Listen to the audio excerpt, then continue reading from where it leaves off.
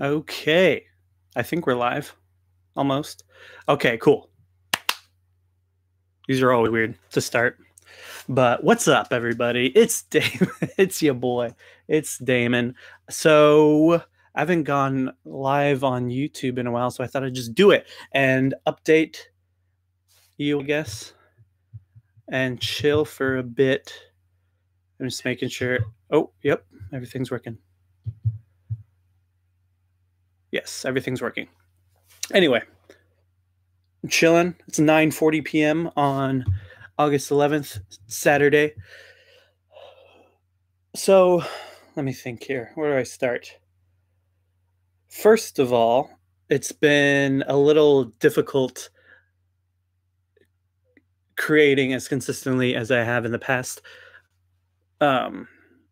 Mainly because I'm like, there's a mixture of things. There's a mixture of some good things, some bad things. There's a mixture of one trying to make sure that I'm actually making stuff that I actually care about, or rather, the better way to put that is making stuff that is me, not just me trying to be like someone else, mixed with that becoming overwhelming and creating a bunch of self-doubt and hesitation, which is bad, thus making me not create anything at all.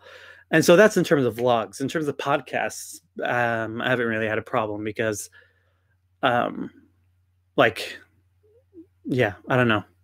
I guess with vlogs, with podcasts, there isn't as much editing. There isn't as much like, it's just one long take with vlogging too.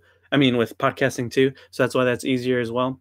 And I recorded just a whole bunch of interviews. So I haven't really talked much about that on this YouTube channel. Talked a lot about it everywhere else I am online. But I recorded, well, first off, let me say this. A couple months ago on my podcast, Everyone is Talking About God, that I started with my friend Kayla, I emailed a whole bunch of my favorite authors and theologians and philosophers, and was basically just told them what the podcast is and asked them for an interview. And they said, yeah, through Skype, by the way, all through Skype. And it's trippy because some of these people I've looked up to for so many years and were extremely instrumental in my spiritual journey and getting me to deconstruct a lot of things, to reconstruct a lot of things. And it was just so mind-blowing to just talk to them, to have them talk to me and them talk back, or me talk to them and them talk back. And even what's super trippy is certain authors or theologians that I like constantly listened to multiple podcast interviews from other people's podcasts. And then that space between I recorded a podcast with them and the time that it's released, it's like I have this exclusive interview, this exclusive piece of audio of this author that I've listened to plenty of times through audio that only I have. And it's just like a really trippy feeling. And so it was, and great feeling. And then also some people I emailed, they're people that I haven't really been into for a long time, but just people that I feel like are doing extremely similar work to me and that I should be up on. And let me see, I have it on, I'm looking at a whiteboard next to me right now that has a list of all the scheduled interviews I did. 1, 2, 3, 4, 5, 6, 7, 8, 9, 10, 11, 12, 13, 14, 15, 16, something like 18, 17 or 18 interviews that I did all through Skype or Zoom, whatever. And yeah, when we started, the plan was for me and Kayla to be doing these interviews because we started the podcast together and every episode was just us talking to each other. Most of them, though, or pretty much all of them, are people just only that I knew, because Kayla didn't really have the time or energy to put into the podcast to hit up people that she maybe wanted on the podcast. And I just knew plenty of people that were talking about similar stuff that we were, and she didn't necessarily. And so we did like 2 interviews together at the very beginning. And then after that, it was just a long period of like, are you coming? Nope. What about this time? Nope. What about this time? Nope. What about this time? Nope. Stressful and strange, but it turned into me doing all the interviews, all of these 16 besides the 2 that we did in interviews by myself. So yeah, and I've been learning, by the way, before I continue the story, a little aside, I've been getting better at interviewing, at talking, at recording myself talking for a long time, because I feel like at the beginning, and I still struggle with this, I have a bit of a stutter. And part of it is like nervousness because I'm like kind of new to interviewing people and I like really like this person. And I think I have just like a general stutter. And I also have this thing where I'm constantly bouncing my eyes. That means I'm thinking, by the way. None of this is scripted. I don't script stuff. So if I'm bouncing my eyes, that you definitely know it's not scripted. Yeah. So the bouncing the eyes thing is something I have to work on with videos, but with audio, I have to work on like stutter. It's like I randomly stop and like, and so and I would. So do you like that kind of weird false starts over and over? Some of you may have heard me do that right now and just thought, oh yeah, Damon's just talking normally because he always does that without realizing I was giving an example. So yeah, some of them in interviews where I'm doing that is like cringy to listen to because I keep hearing myself do that. Another thing I noticed, I don't do it as much. I remember the first podcast me and Kayla ever did, I kept saying, and like, like that was my or like. Instead of or like, I would be like, and so, let me try to give an example. Like, so we're going over there and drinking water, and we are trying to record something, and it's taking like an hour or something, and like that's my version of like trying to come up with something.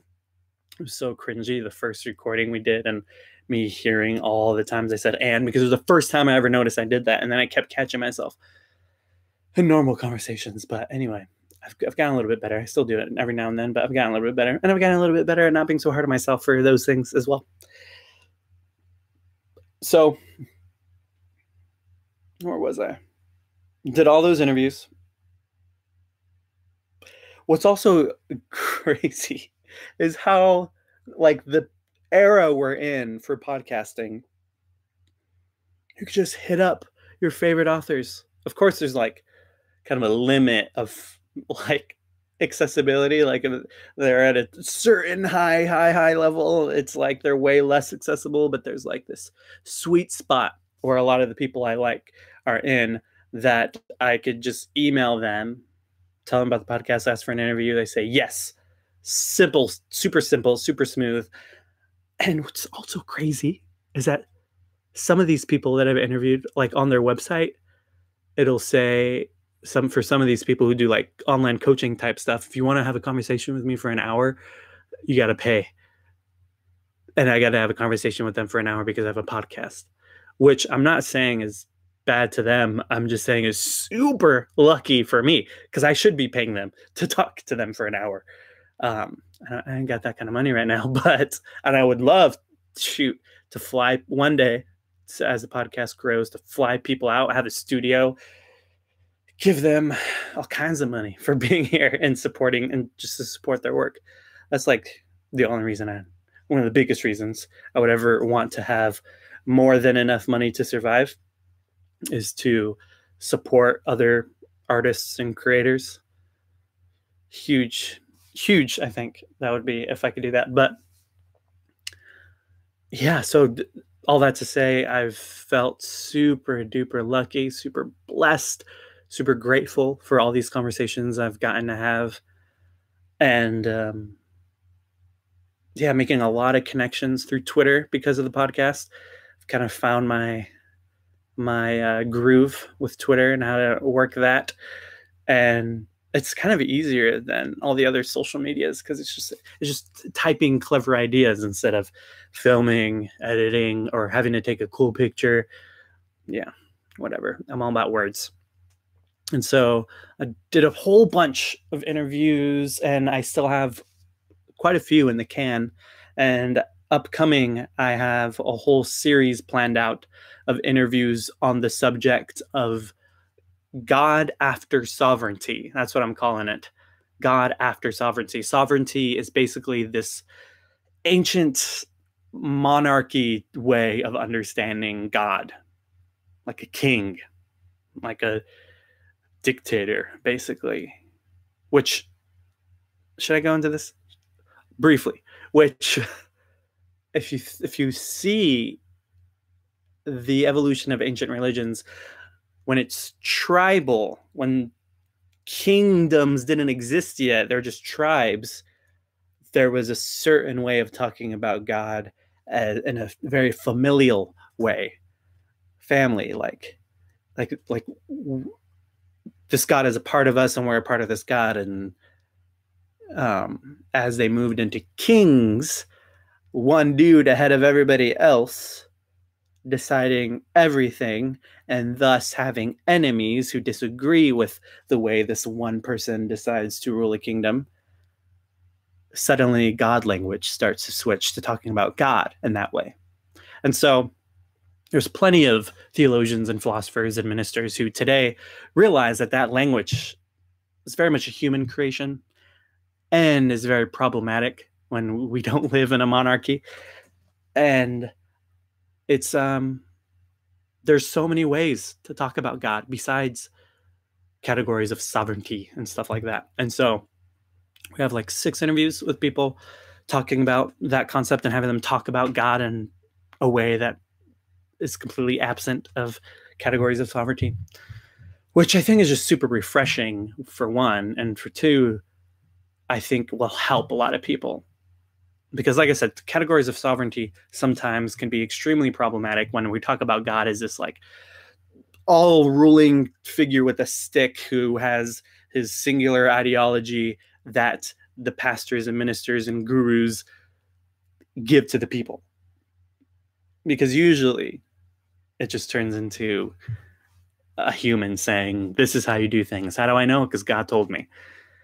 Yeah, it's not pretty. And so I planned that out. I did all those interviews by myself, and the plan was, hold on, I'll give you a little suspense, was to, alongside those interviews, record for each episode a conversation with me and my co-host about the way this person was talking about God after sovereignty and how it's changing our perspective, how it's making us think, what the connections we're making. And then as Kayla got more and more and more and more busy, things got weird between us because there was like hardcore lack of communication, and resulting in her just saying, I'm done. I'm too busy right now. I gotta, and she is clearly, I'm not trying to say she gave an excuse. She has a daughter, 2-year-old daughter. She's got a full-time job that requires her to go on multiple business trips, which she also told her work also chill on the business trips. And then she wants to go back to school soon. And it's just a whole bunch, planning a wedding, a whole bunch of stuff. So I get it. But at the same time, I also have a different drive than her because I have a different drive than most. Sometimes that drive doesn't always look that obvious, especially when I don't post on YouTube for like a really long time. But that drive is very, very clear when I record like all these podcasts in like a week. I don't know. It's weird. We'll get to that later. My motivation and my ability to do stuff, create stuff, be motivated, all that stuff. Excuse me.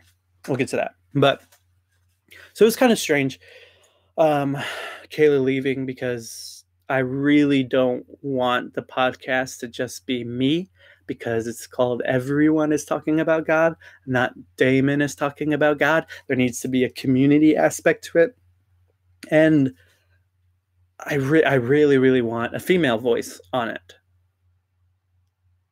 It was crazy. Like a week before she quit, there was a tweet. Some stranger on Twitter said, "Hey, anyone know of some podcasts with woman of color hosts without a white male co-host?" And this guy that follows our podcast commented and listed a whole bunch of his favorite podcasts that fit that criteria and listed ours. And I was like, oh my gosh, that's cool. And then my woman of color host quit. So it was like, oh man, I don't know. It's weird. It's so weird. Things are so weird right now. I'm having all these thoughts right now of side rants that I could go into, but I'm just trying to stay on track. So that was kind of a bummer, but I understand. I'm not mad at Kayla. I'm not, or rather, of course, I'm not mad at Kayla. What I meant to say is I'm not mad that she left. I'm not mad that things are kind of weird right now with the podcast. I'm just a little like in a liminal floating in between space, like not sure what I'm going to do. I did get a friend to agree, who's the woman, to agree to do that series with me coming up of those God After Sovereignty. So I do have someone who's going to co-host with me for those series, which was the biggest thing I was worried about, because I didn't want to do those by myself, because I wanted those episodes to be super conversational. So I got that covered. But other than that, I'm co-hostless right now, and I would really like one. And trying to think, like, there's like plans I have too with the podcast that I'm trying to figure out if I should say or not, because I don't want to like say something and then it not happen.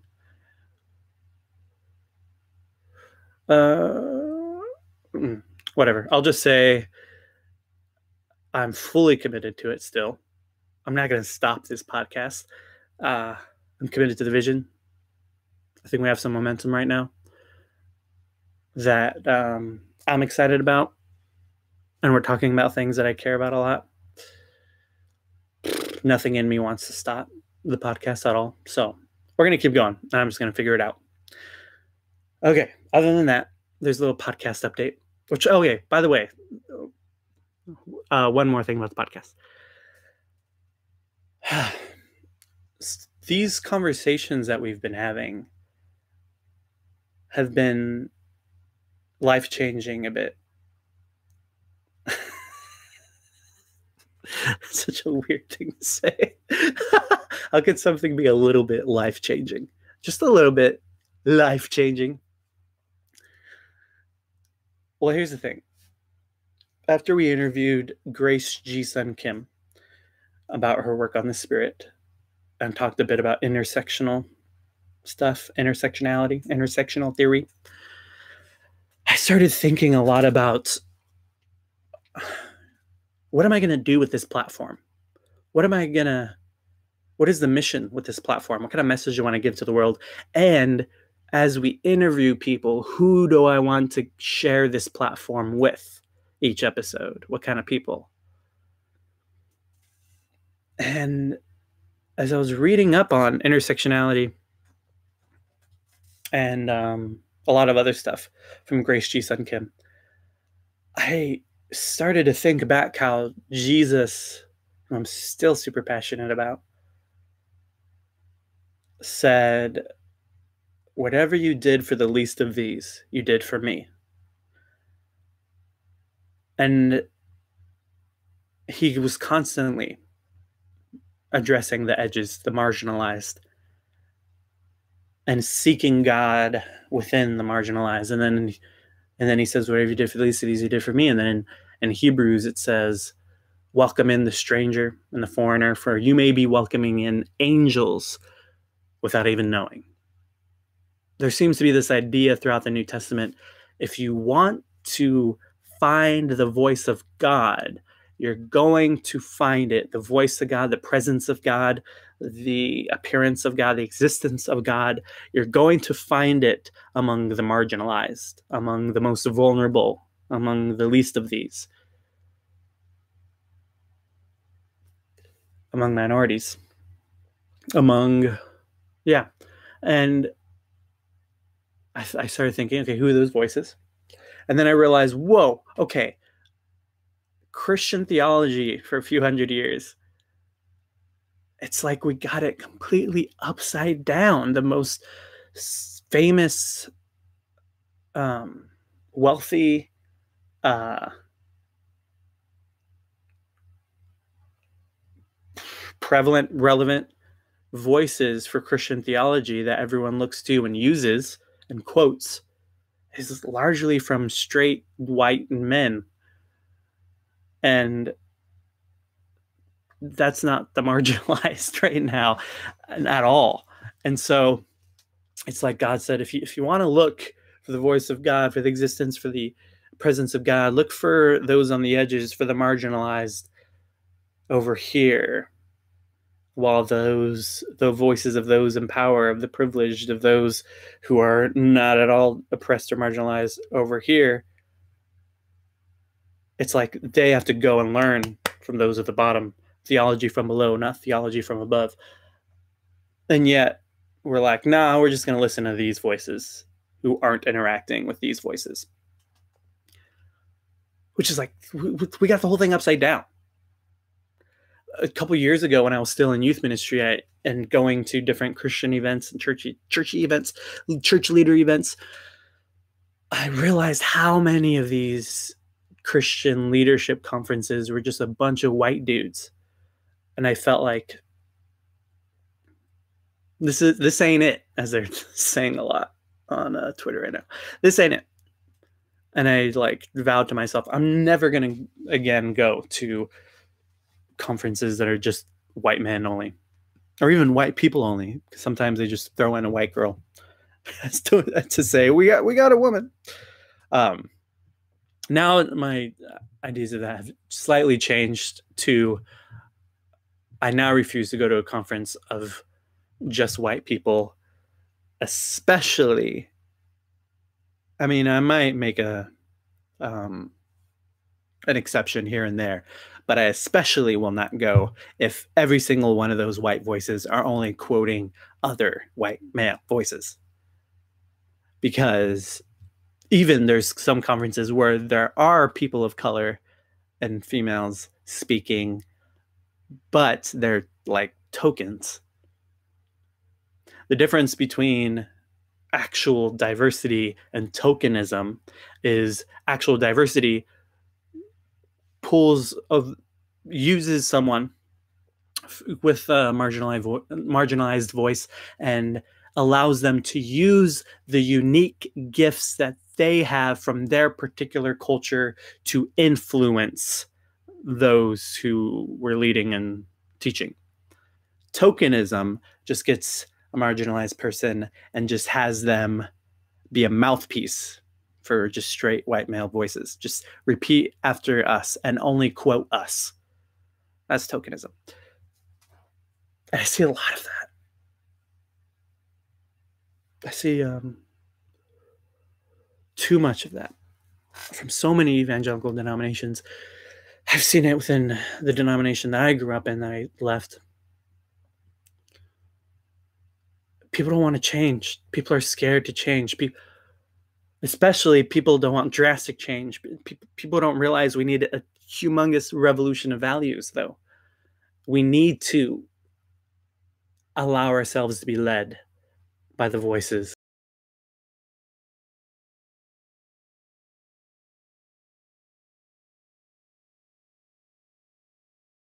Values, that means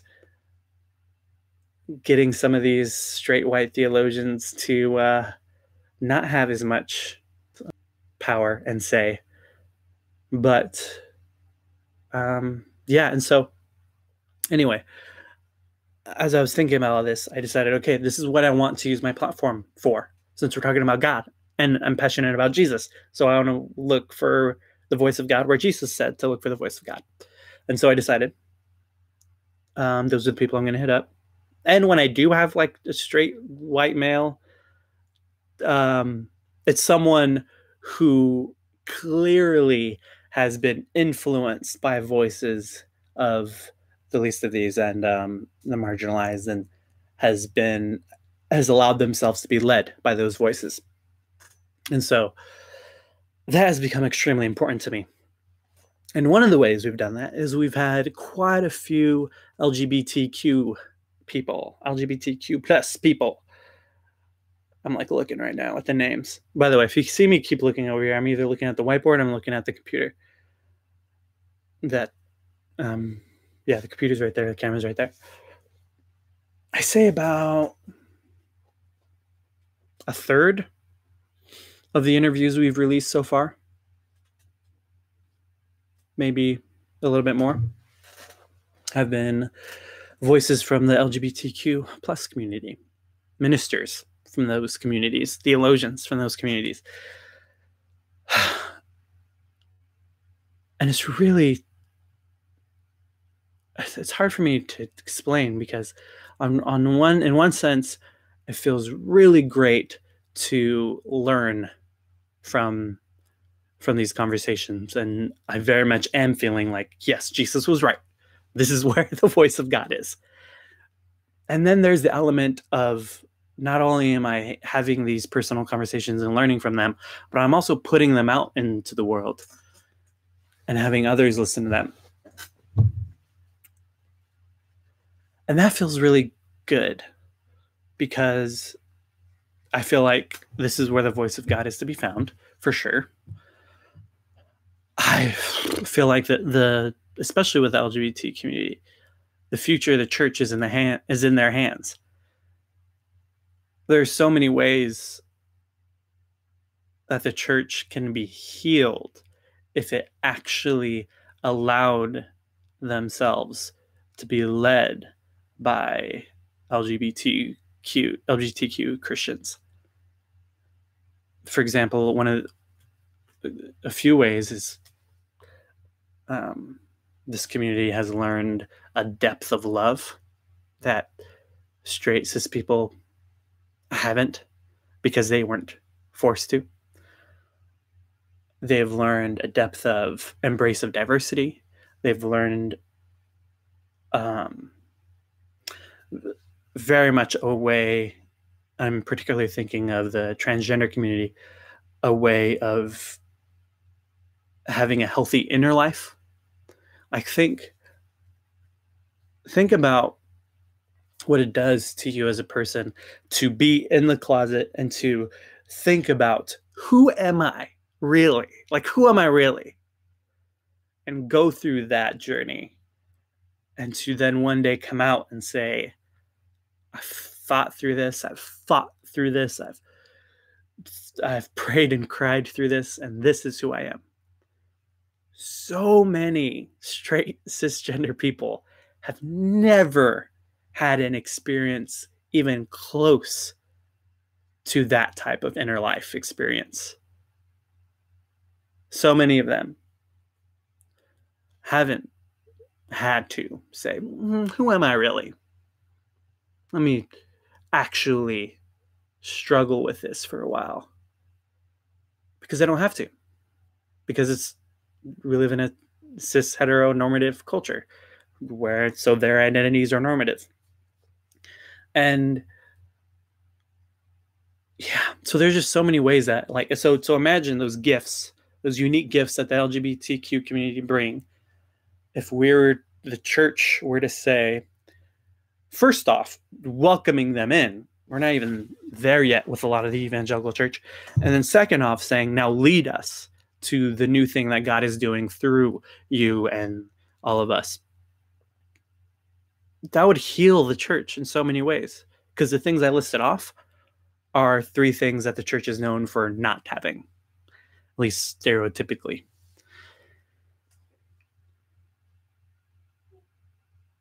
Hold on. I'm thinking about something. But yeah, so hold on.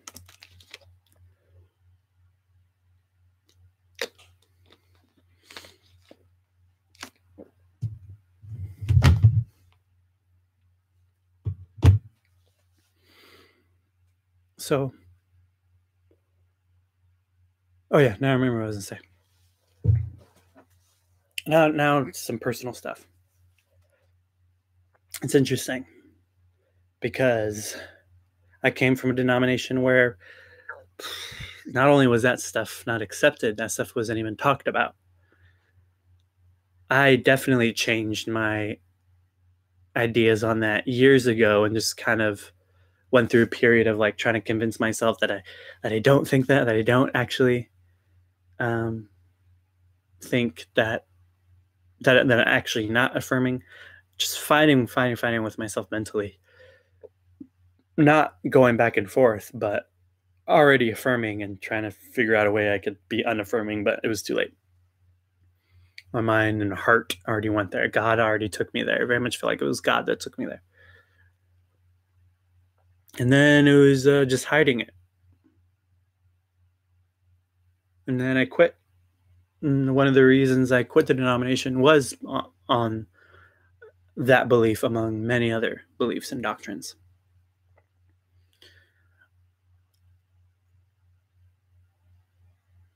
There was a Santa Maria Pride Festival, the second Pride Festival in my town, a city of Santa Maria. And I went. It was my first Pride. It was awesome. Cool stuff. There was some pins. Hold on. I got some pins. Some random little pins here. Here it is. And there was one booth where you could cut out a little circle, write on it or draw on it, and then they print it onto it. And I was thinking, like, I want to print a custom pin. I was thinking, what do I do? And then I remembered a tweet from Sarah Silverman one Christmas Day. It said something along the lines of, Merry Christmas, everyone, something like that. And then said, remember, Jesus was gender fluid, which, of course, angered all kinds of conservative fundamentalist Christians. Because it was like, what? You can't say that. While some scholars are like, of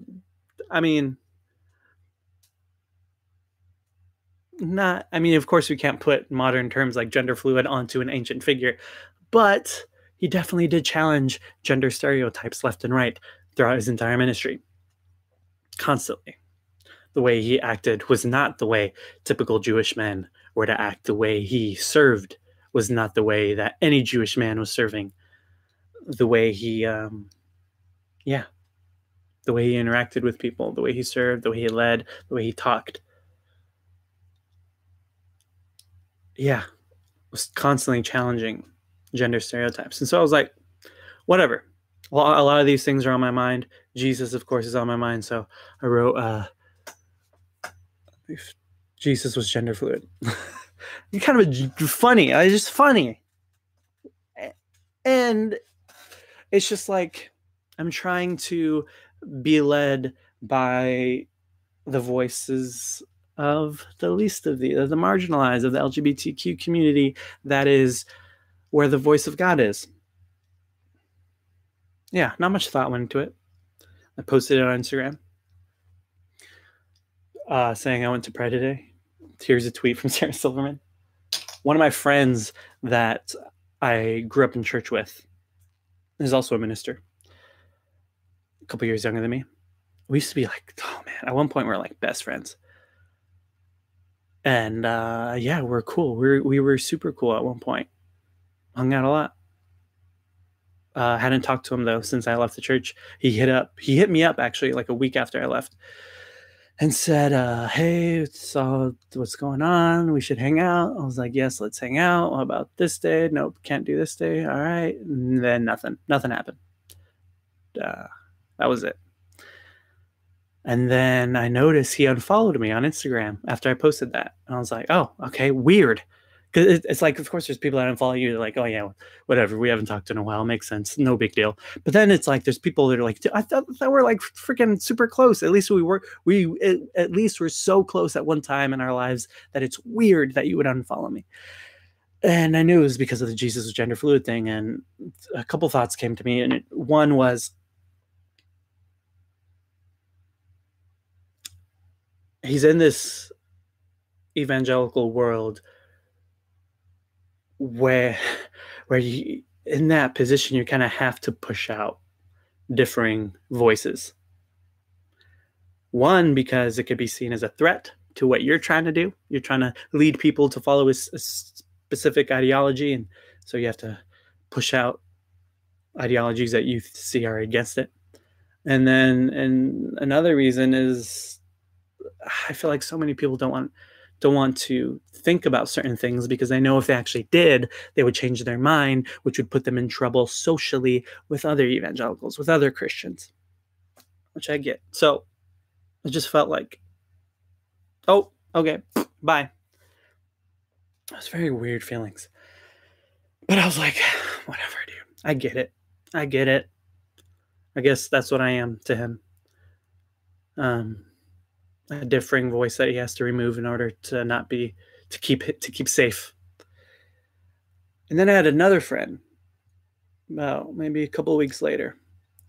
We were hanging out, me and his little brother. He's like, the friend is like 3 years younger than me, maybe 4. And the brother is still in high school. And we're just hanging out for a while.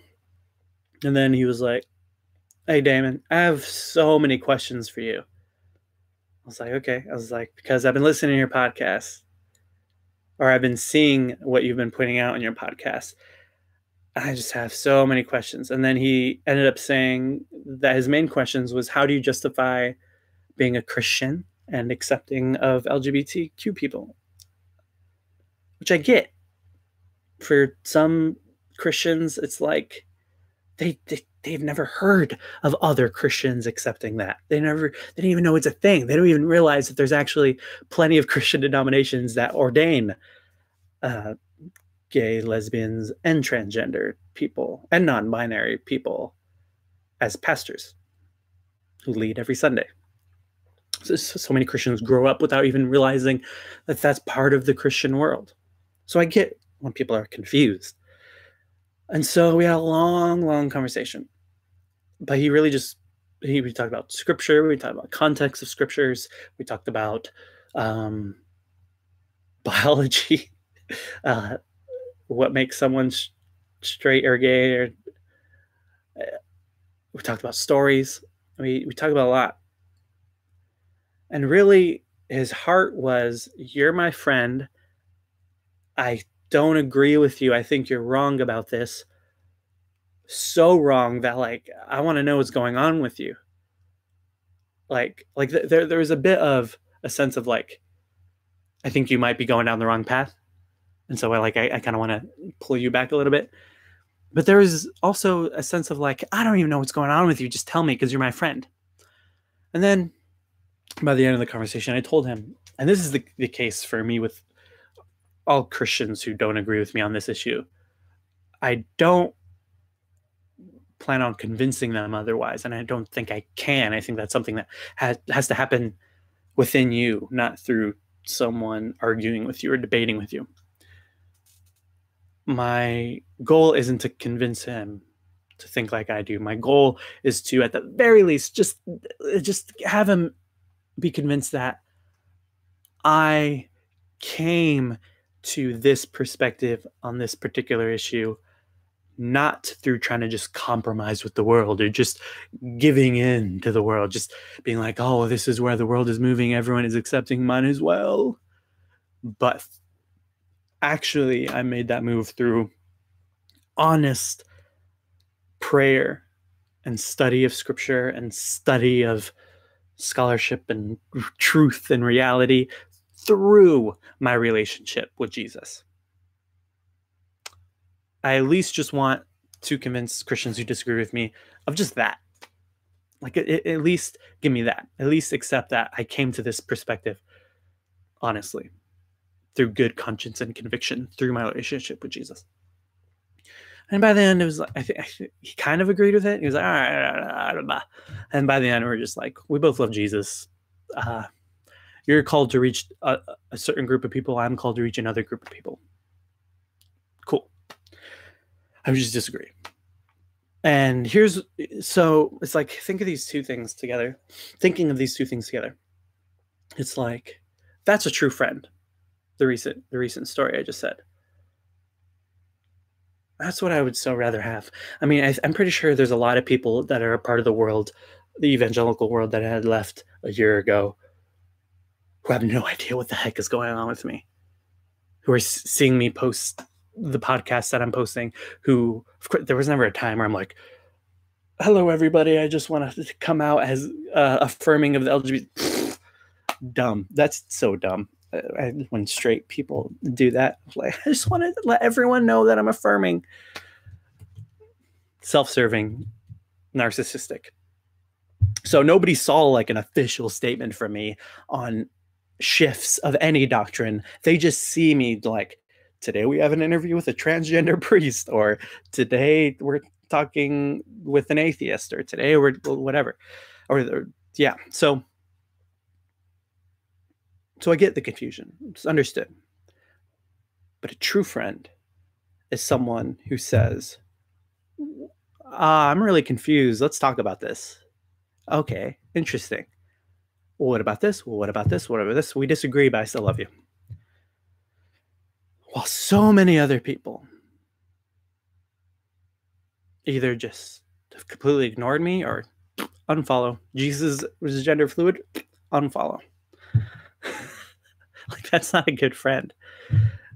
And one of the things I realized, actually, after I left my youth ministry job and the church that I grew up in, a lot of the people around me weren't real friends. There was a lot of people who just like had to be, sort of. It's like school. It's like high school. There's just so many people that you see and talk to all the time in high school, and then you graduate and you never talk to them again, because it was just like, we just talk because we're in the same place every day. And I realized most of the people, not only within the local church I was in, but within the denomination of people that I was friends with, are just like, yeah, we talk because we need to, which is fine. I mean, it's good, particularly because now I know who my real friends are. But it's very strange to fully realize what type of community, what type of world I was actually a part of. But yeah, so of course, this whole stream is just a bunch of rambling, which is okay because it's called Chillin and Updatin, very vague, so I can ramble. But yeah, it was very interesting to see that contrast of see me post something, unfollow, never talk to you again. See me post something, hey, let's talk.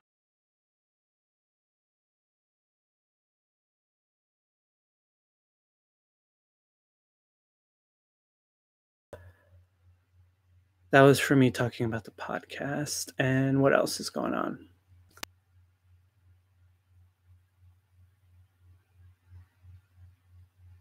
Yeah, so there's that. And then, okay, I'm trying to think of everything that's been going on. The other thing, I guess I said earlier that we'll talk about this later, is the motivation stuff. Yeah, it's been pretty hard for me.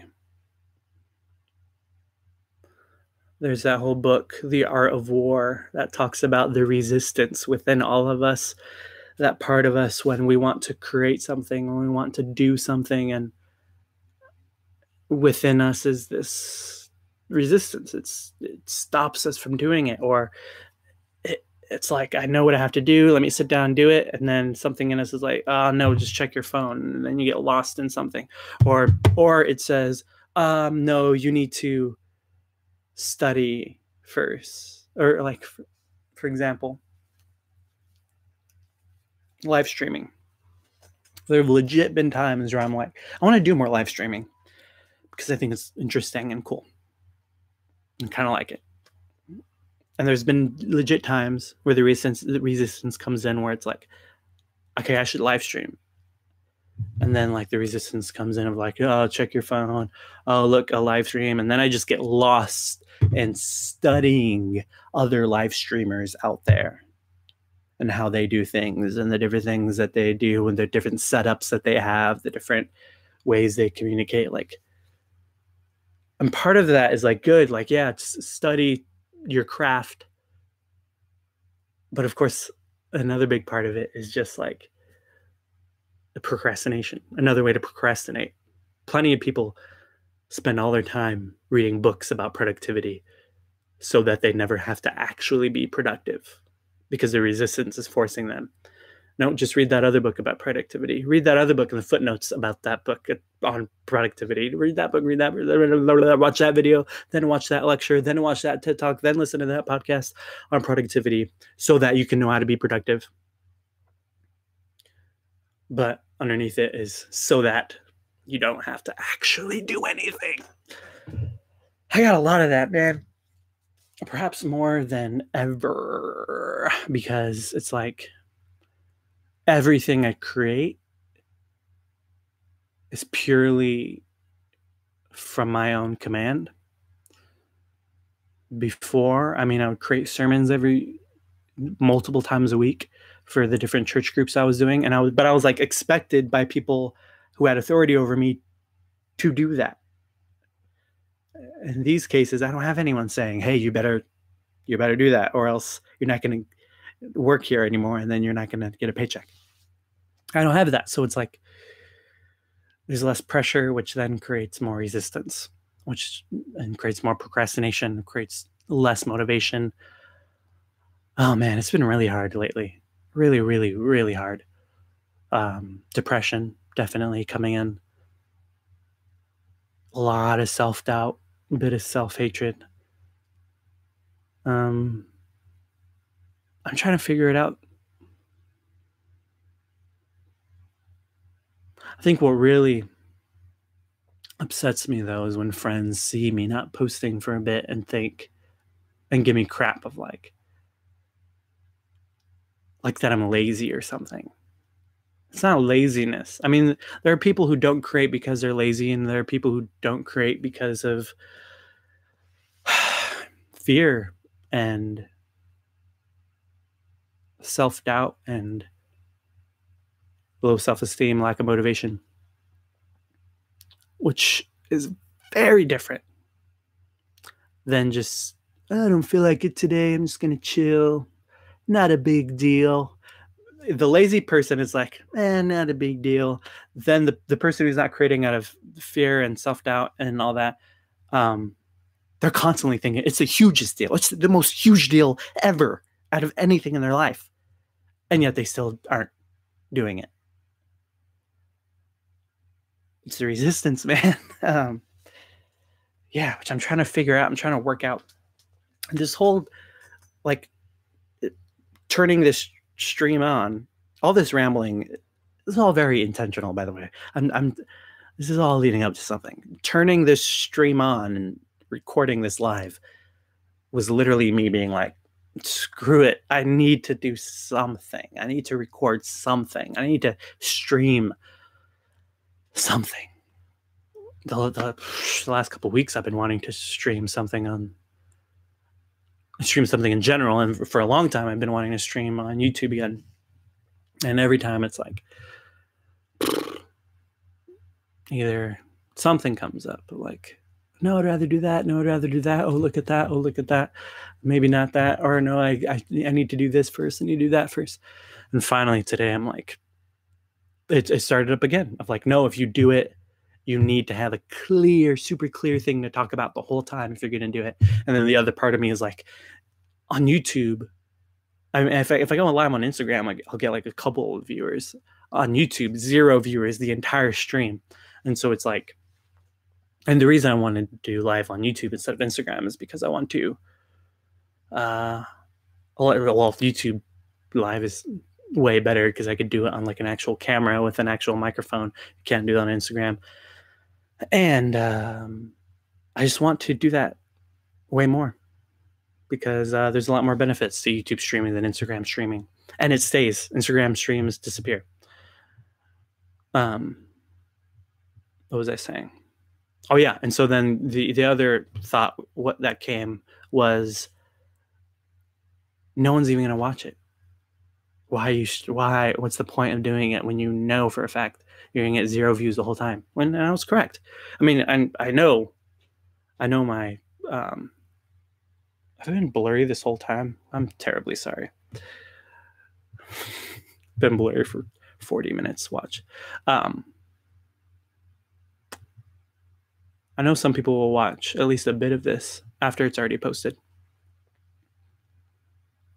But it's like, I just had to tell myself, who cares, dude? Even if nobody watches this, even if nobody cares, even if nobody even knows this stream happened, I have to do it. I have to just keep forcing myself to just do it with each and everything. Even if it's mediocre, even if it's not as good as I wish it would have come out to be, even all the even ifs. I just have to do it. So that's what I'm doing. So I decided I'll just talk about some of the stuff I've been thinking about and update you on a bit of stuff. There you go.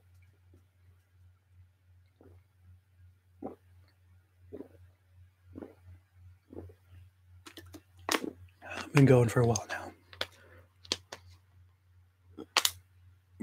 Excuse me. I wonder how long my face was just completely out of focus. I have really long eyelashes, in case you didn't know. Okay. I'm trying to think if there's anything else I want to talk about before I go. I at least want to have this go up to an hour. I mean, I'm at 51 minutes. Got an iPhone 6 Plus instead of a Samsung Galaxy, because my Samsung Galaxy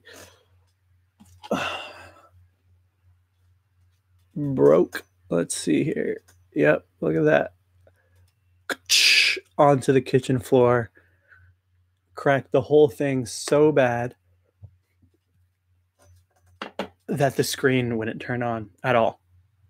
So lost everything I had on there. Was phoneless for a couple days. I have another phone. Oh no, where it is. Oh. And then my homie Isaiah came through and let me borrow his old cracked iPhone 5S. iPhone 5S. It's like, it's super cracked, but it turns on.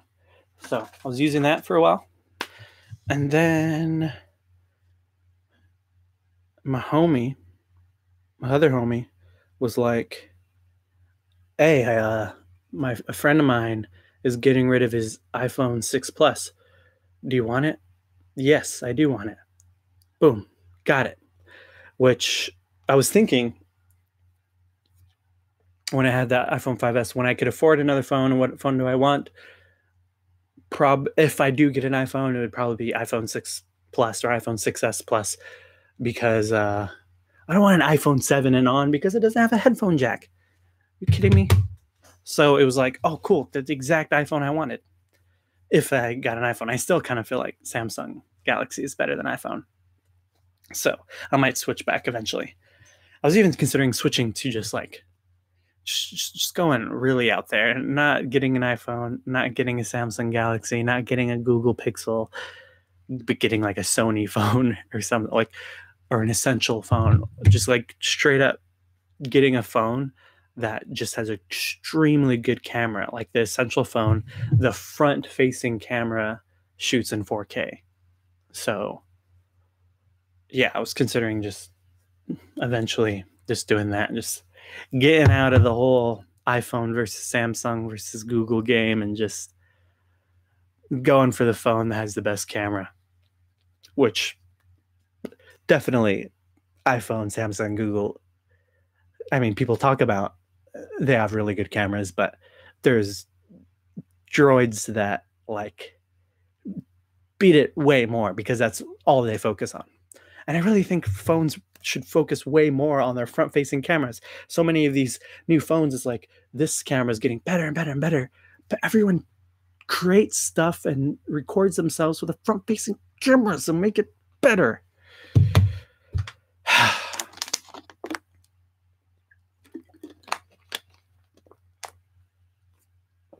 yeah, hopefully I stream some more on YouTube. Hopefully eventually have like people actually watch live. And every stream I've done on YouTube, people have watched the replay, which is cool. But yeah, I don't think I've streamed with anyone watching live yet, which is fine. Whatever, just creating. What was I gonna say? Oh yeah, but yeah, I mean, keep trying to do YouTube live. Maybe some more Instagram live. If you haven't followed me there, follow me there at Who Is Damon. Maybe some Facebook lives. Facebook.com/the Damon Garcia. Probably not Twitch streams. Yeah, probably not Twitch streams. But what was I gonna say? My brain is starting to like go to sleep. It's 10:36. It was a weird day today. Oh yeah. So these are the platforms I just said, YouTube and Instagram. You'll definitely find me doing live. But these are the platforms that I think are gonna really stick around for live streaming. Facebook too, but I don't know if the audience I want to reach is really on Facebook, at least right now. Like right now. And then what else is out there? Mixer. But on Mixer, it's just a bunch of games. What else? Live Me. I hate Live Me. I had a Live Me account a year ago just to check it out. It was mainly just a bunch of kids and some adults just in front of the vertical camera, phone camera, saying, "Hey guys, donate. Okay, thanks. Hey guys, can you donate? Okay, thanks for the gift. Hey John, thanks for the gift. Hey James, thanks for the gift. Hey Jessica, thanks for the gift. Hey, okay." That's it. And it was like, okay, whatever. It's just a place for kids, really. Of course, there was a bunch of adults too. Even David Dobrik had a regular, consistent live stream on there. I decided to do a little bit of live stream. Did some live stream with some friends. I got gifted like one time by one person, but I just felt like, it's just, I guess, it's just not for me. I guess, whatever. Deleted it a year later. The stream, I mean the app Live Me just seems to now just solely advertise themselves for pedophiles. Like all their ads now are just like I'll see them on apps, pop up in apps or on Instagram or whatever. An ad will just be some young half naked girl dancing, and legit on the bottom half of the corner, some guy who like is in the live stream too, connected to the live stream too, and just watching her in his car smiling. It's so weird. And then after that, I've seen way more ads that are just like, here's a young half naked girl dancing. Here's another one. Here's another one. Here's another one. Join Live Me today. Meet people.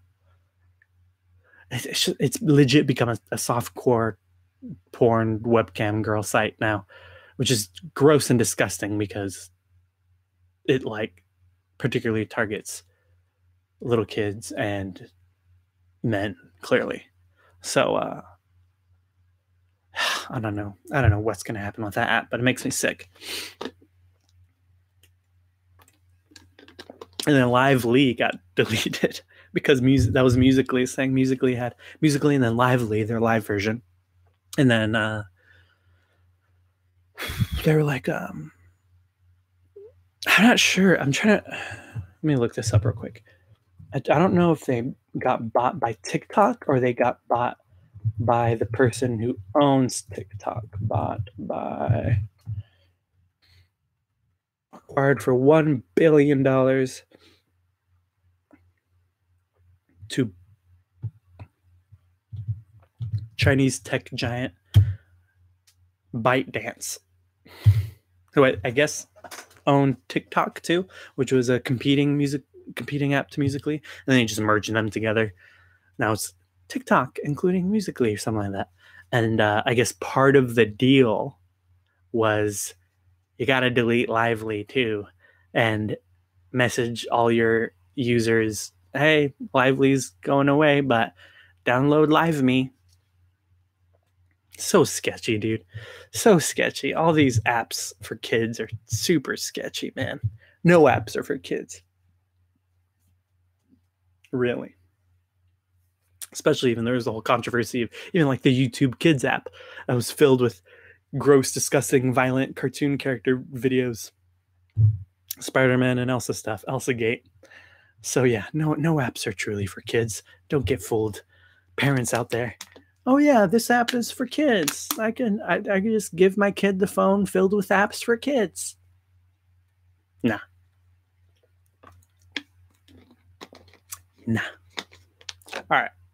So we're reaching an hour. I'm basically just rambling about random stuff now. Not really updating anymore. Let me think. Is there anything else to update on? Did I get anything? Did I get anything recently?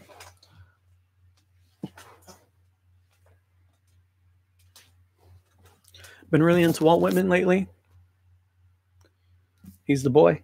And that's all I'll say about that. Thanks for watching. If anyone watched this far, if someone watched this entire 1 hour stream, first 1 hour stream I've ever done, props to you.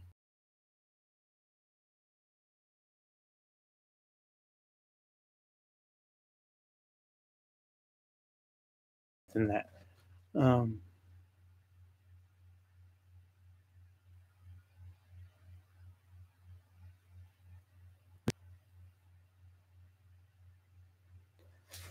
I can't think of anything. Say, wow, that was a dope stream. That exact quote, wow, that was a dope stream.